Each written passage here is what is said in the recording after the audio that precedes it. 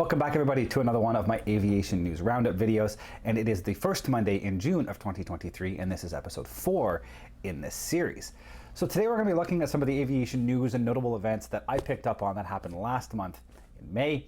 And as always, if you have any ideas that you think should be included in these videos, you'll see the link or the email down in the description, news@seansaviation.com. By all means, send me an email. Let me know what you think should be included over on Facebook. Send me a message, make a comment, whatever you feel is the best way to get a hold of me. But let me know what you think should be added in the next video. If you think there's anything I've missed and I should be talking about, I'll review the submissions and come up with, add anything I feel needs to be added.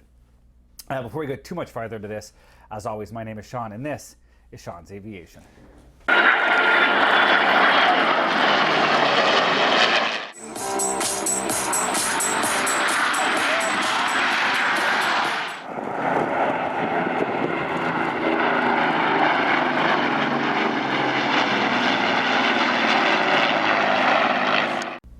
And just before we jump into the video, as always, I'd like to thank all of you for watching. If you do enjoy what you're watching and you haven't yet, down below, like, subscribe, and hit that notification bell. That will let everyone out there, all of you, know when I get new content released. And I do have quite a bit of content lined up for the next couple of weeks into the next month or so. So please, if you are interested, down below, like, subscribe, hit the notification bell. And if there's you'd like to help in a bit more concrete way, you can always go down in the description. You'll see a link to my coffee account. I always have a coffee on the go when I'm down here. Helps me get through some of these long sessions here at the bench and in front of the camera. So by all means, down there, every little bit helps. I'm not begging for money. I do what I do because I enjoy doing it, and I get to take you along for the ride. So please don't feel obligated. All that being said, let's jump into some of the headlines. And I think I have a screen set up off to the side here. I don't have my laptop today, so if you see me look off to the side, I'm just checking my notes to make sure I don't miss anything. But I think right off the top, I'm going to talk about the Westjet strike. So Westjet, which very recently went private, was completely bought up by a investment firm and went completely private. Their pilots voted to strike, and they came within a hair's breadth of actually striking. I believe the strike was supposed to be at midnight on a Friday morning, and it was right near the end of May that it was supposed to happen. And at like 10 p.m. Thursday night, they came to an agreement. So the strike was averted. Now, that didn't stop some massive delays. The airline had canceled a number of flights. I've heard over 100 flights WestJet had canceled on that Friday in preparation for the strike. And with the strike being averted, it just took time to get the crews and whatnot back to where they needed to be to get the aircraft up and running. So there's a day or two of some delays before they got everything worked out again, and there was a lot of people angry about the delays. But I mean, there's only so much you can do when you've got aircraft kind of all over Canada and crews all over Canada. But anyways, it was averted. Now, the details of the deal have not been made public. As the business is a private company, their dealings are kind of behind closed doors.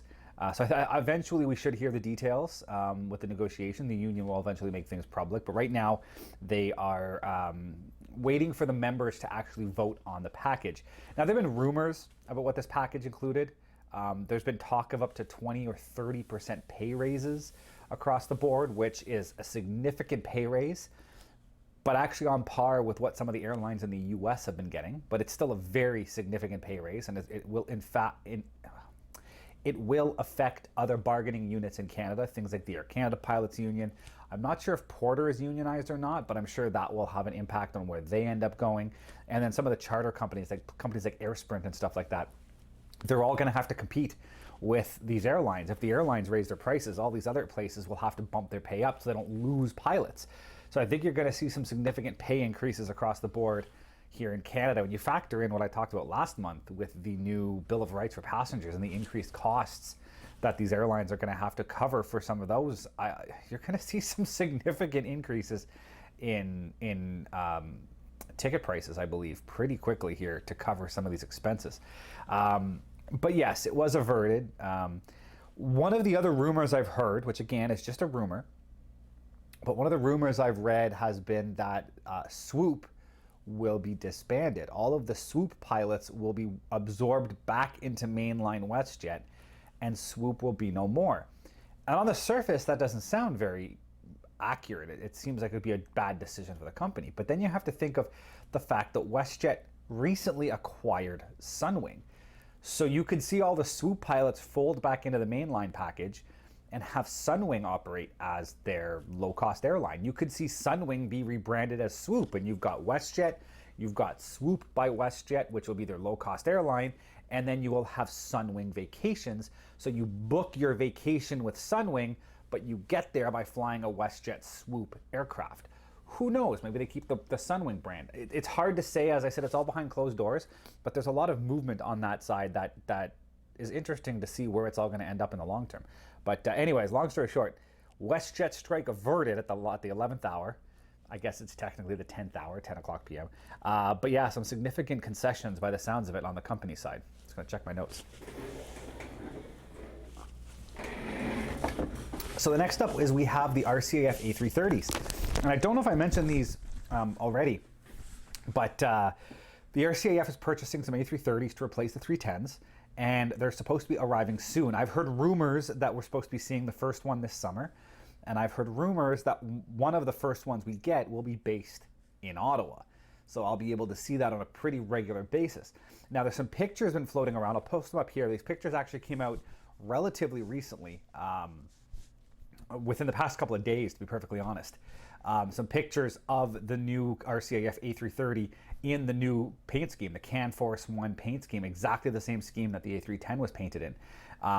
So I'll put the pictures up if I haven't already. You can take a look at them. These are in France, just as it came out of the paint booth.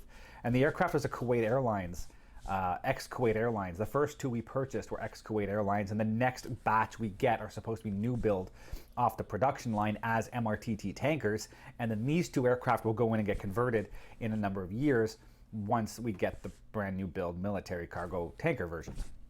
So this one was, it's ex-Kuwait, as I said. It still holds a Kuwaiti registration.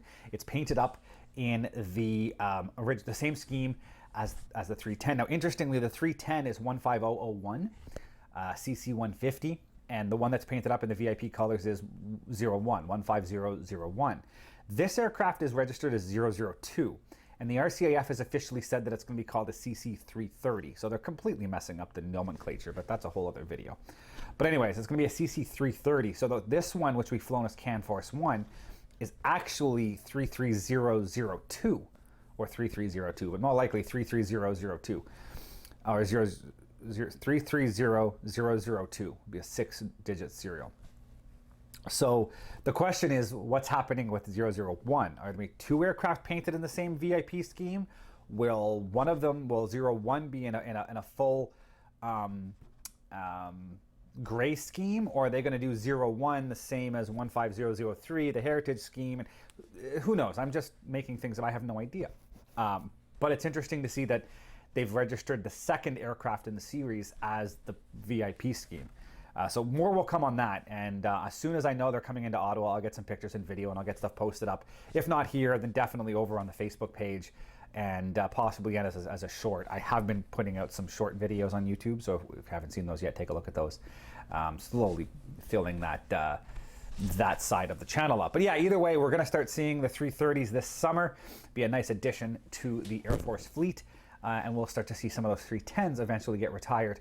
You know, probably at a museum. I'm sure we'll see one in Trenton and all that kind of stuff eventually at the RCAF museum there. So pretty cool to start seeing that stuff, some movement happening with new acquisitions in the Air Force.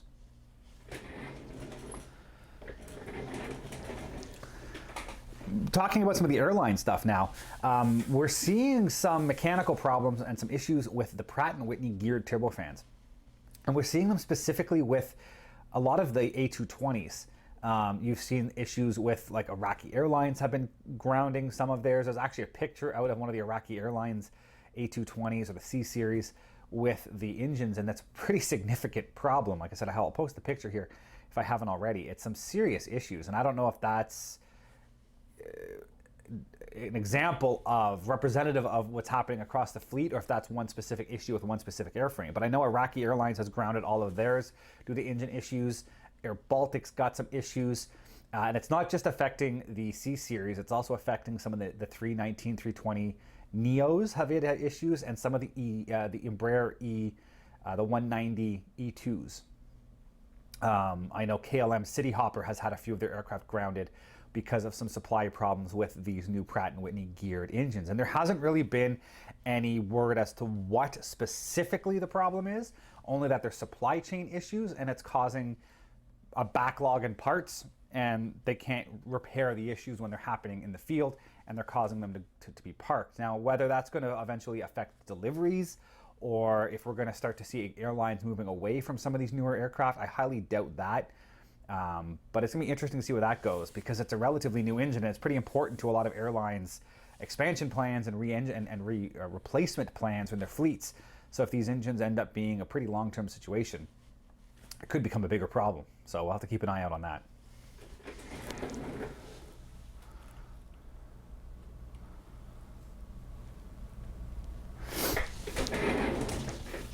So I mentioned in another previous, I'm running over my mic cord, not a good idea. I mentioned in a previous video on this series that the RCAF had looked into getting pricing for a P8 Poseidon to replace the CP140s. And again, just within the past, I would say 2 weeks, Bombardier has come out saying they've partnered with General Dynamics to do a long-range patrol version of the Global 6500. And they've released a graphic, and I'll put that graphic up here. And it shows kind of what their idea is for the aircraft, like a cutaway drawing. And it's interesting in the sense that they want to compete against Boeing with this. And it looks like a decent plan, to be honest, but it's got the problem of none of them are in service. And I highly doubt we're going to go that route. I really think we're going to end up getting P8s. We actually had a P8 here in Ottawa just a few days ago for part of the CANSEC, the Canadian Security and Defense show. I got a picture here I'll put up of it's a U.S. Navy P8 that Boeing brought up and put on display for personnel to come out and tour and look at. I think that's going to be where we go because, one, they're already in service. It's a known entity. They're in service with our allies, the Americans, the Australians. I believe the British are getting them. So we're going to have interoperability with a lot of these different partners, especially the partners that we are trying to stay close with and do more work with. So I think having that interoperability is key. And as I said, it's a known entity. We've already had issues with the RCAF, specifically with things like the CH-148 Cyclone. We went with a brand new design, and we ended up paying the developmental costs, and we ended up eating the delays when things didn't go right. And for a country with a military as small as Canada, trying to buy a brand new design and the only one off, we're the only country in the world to fly the CH-148, the anti-submarine version of the S-92. No other country flies them. So we're the only ones. It's a very small pool. And if there's ever any issues, we have to bear the costs of the program. Whereas other aircraft are flown by multiple countries, things like the P-8, the F-35, the F-18, these aircraft are flown by multiple countries. So when we have a problem, we have a pool of resources to work from, and chances are other countries have the same problem, and we're creating a fix on a large scale, and you have economy of scale, and it becomes a cheaper problem to solve. So I have a distinct feeling that both in terms of technology, how quickly we can get them into service, and just the, I don't want to say reliability, but the ease of acceptance of the airframe, I think the P-8 is going to be the aircraft we go with. But who knows if any other countries will end up picking up this aircraft. There are a number of other countries out there who don't need a large platform, and something like this might be something that other countries end up picking up, or that we design into a Coast Guard style aircraft, and it could still end up going somewhere. So I hope Bombardier pursues this and develops this aircraft, whether we buy them or not, because even if Canada does buy them, they're only going to be buying 16 at the most.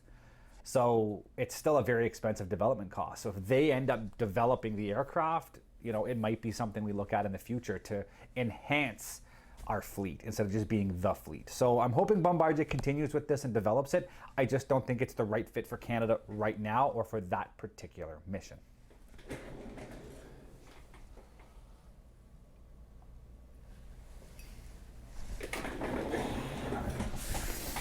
So we'll take a quick look now at air shows, and there's been a few announcements as well.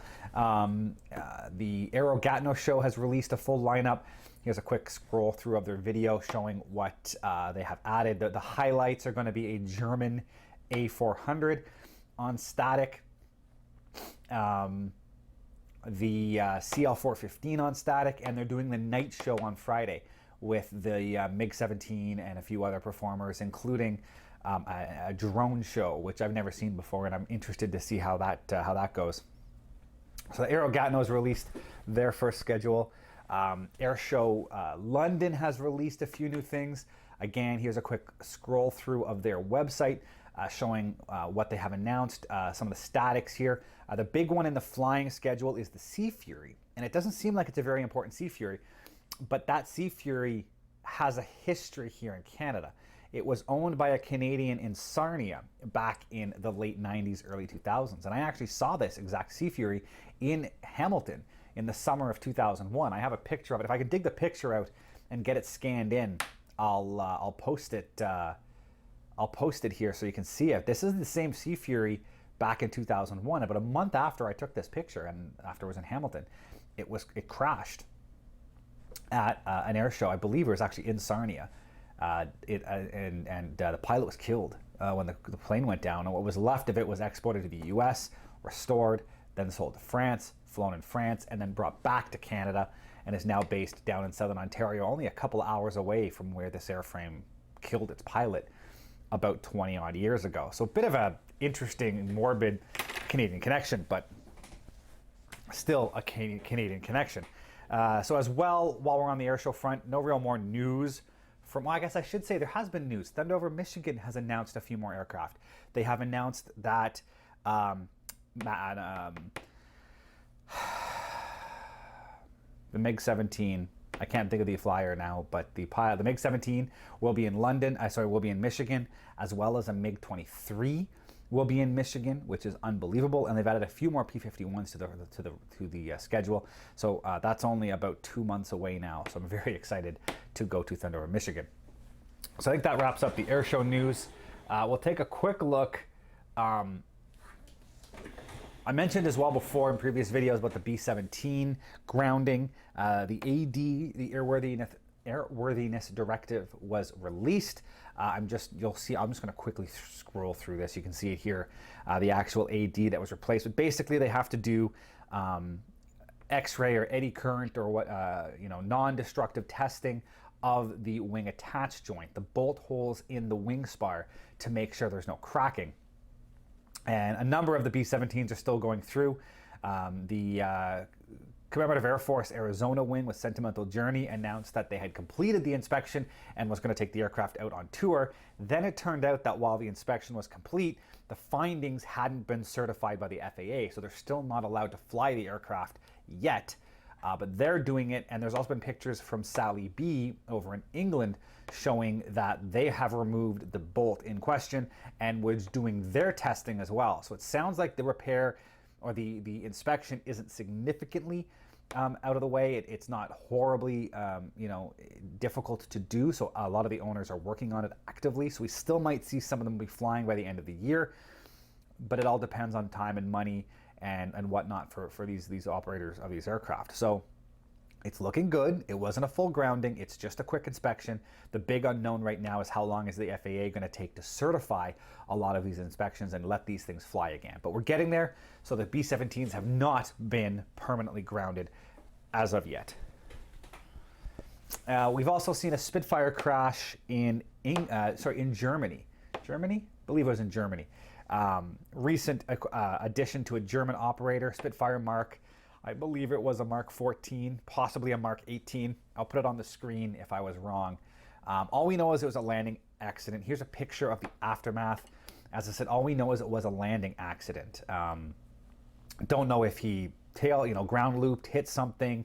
Don't know the details, but clearly a landing gear collapsed and then it broke the wing spar. So you can see it kind of sitting there. Now, the good news is everything's repairable. This isn't a write-off in any sense of the term. That Spitfire will fly again. 100% it will fly again. It's just a matter of time and money.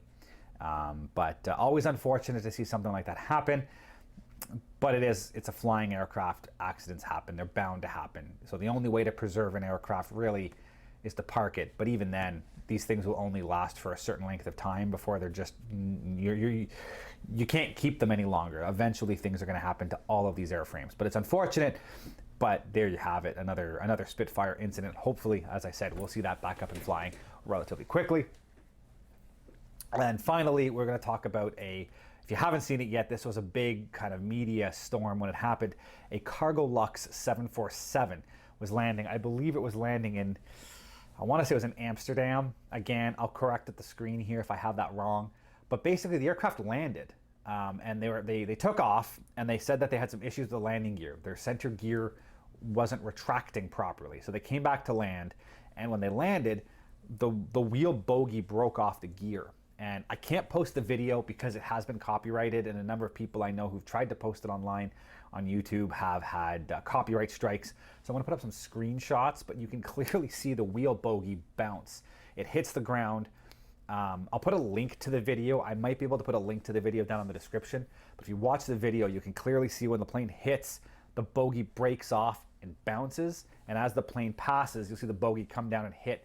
And there's a big cloud of dust when it hits the grass. But like I said, you see the picture, you can see the wheel bogey clearly as it hits the ground. So that was a bit of an interesting incident. You know, that's not supposed to happen.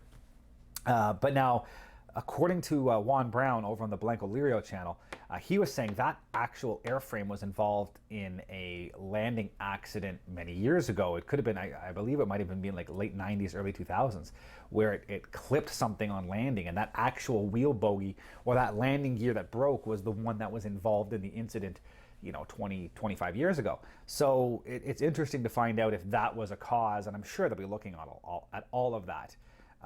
But yeah, again, pretty dramatic video when something like that happens to happen. But yeah, it's not what you expect to see when you open up your Facebook in the morning. So yeah, I think I'm going to leave it there. There was one other incident that just happened yesterday, but it was technically in June, so I'm going to keep that on my notes, and I'll add that to next month's update. I did post a video over on my here on my YouTube, so if you haven't seen it yet, scroll. No, it's on Facebook. Scroll through my Facebook page. You'll find a link to the video in question. But I'll talk about details a little bit later next month when I have some more information about that. But like I said, I think I want to wrap up this news wrap up here. So thank you everybody for watching. Again, if you have anything you would like me to add, if you think I missed something, just email me, send me a message, comment, however you want to do it. By all means, I'm not afraid to take criticism or comments. Let me know what you think I should have talked about, and I'll bring it up in the next video. And I'll give you credit, or as many people as I can credit, for giving me the idea. So again, just a quick update. If you haven't seen my What's on My Desk update that just came out a few days ago, just a quick update for the channel. I do have quite a bit of content coming out.